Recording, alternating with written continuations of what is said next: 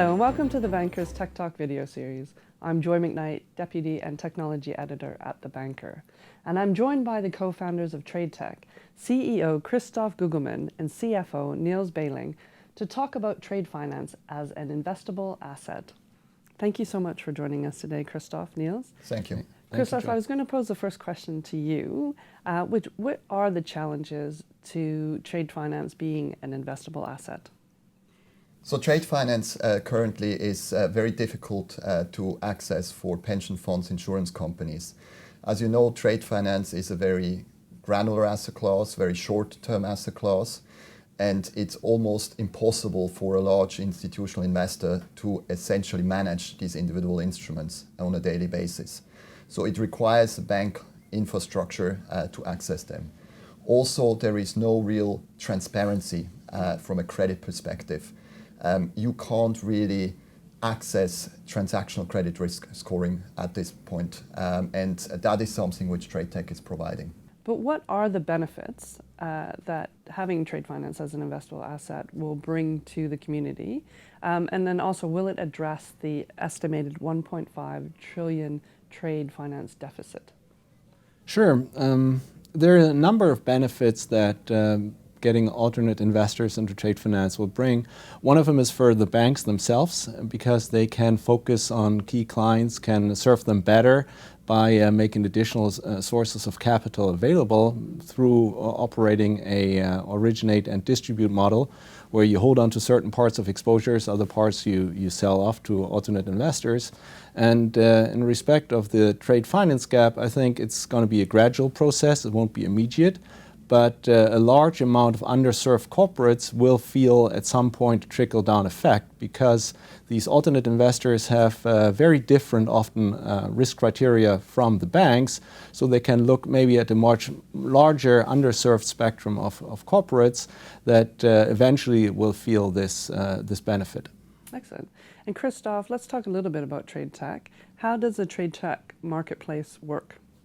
So what we provide is a network and also systems which allow, on the one hand side, to create this credit risk transparency, but also to basically create the whole workflow automation which is required for an ongoing replenishment of trade finance instruments in a large portfolio.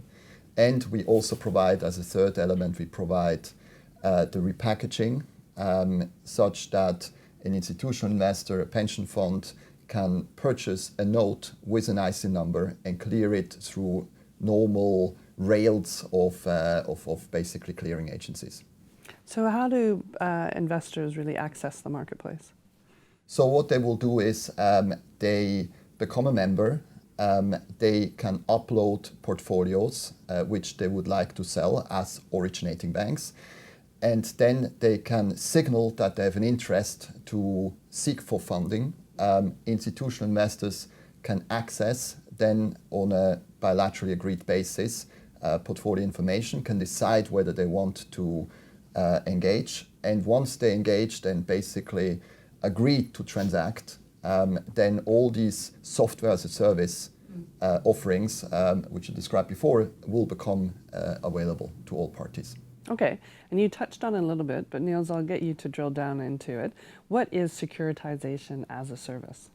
So the securitization as a service is a product that we are especially proud of, because it makes a process that used in the past to be very cumbersome, very difficult, very long, very simple and easy. So if you think of a securitization, essentially it is packaging an asset, in this case trade finance, into an investable product, a note. And of course, this has been done for many years, for decades, probably longer even. But the whole process is very involved. You have to get lawyers on board, accountants. It takes you weeks, months, maybe even a year for some of the large trade finance securitizations.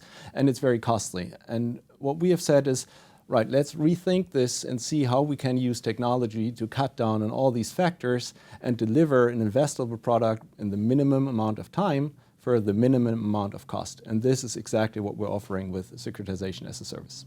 Excellent. My last question is something that you've touched on a couple of times, Christoph, which is really around the credit risk analytics. How important is that for trade finance to be an investable asset class, and what needs to happen?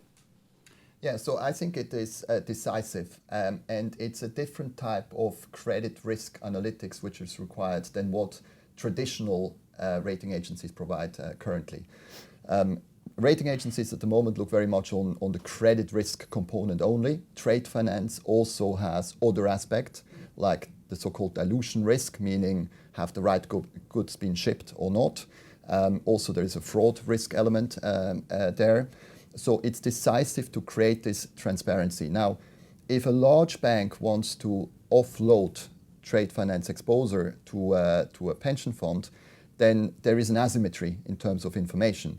The bank will have lots of interactions with their corporate clients, and the pension fund at the best could access maybe audited statements, which are outdated. Often they're 6 months old to maybe even 18 months old at the limit. So there is something which machine learning can provide by learning from the behavioral aspects of counterparts, and this creates reliable transactional scoring. Excellent. Christoph, Nils, thank you so much for your insights. Thank you so much for having us.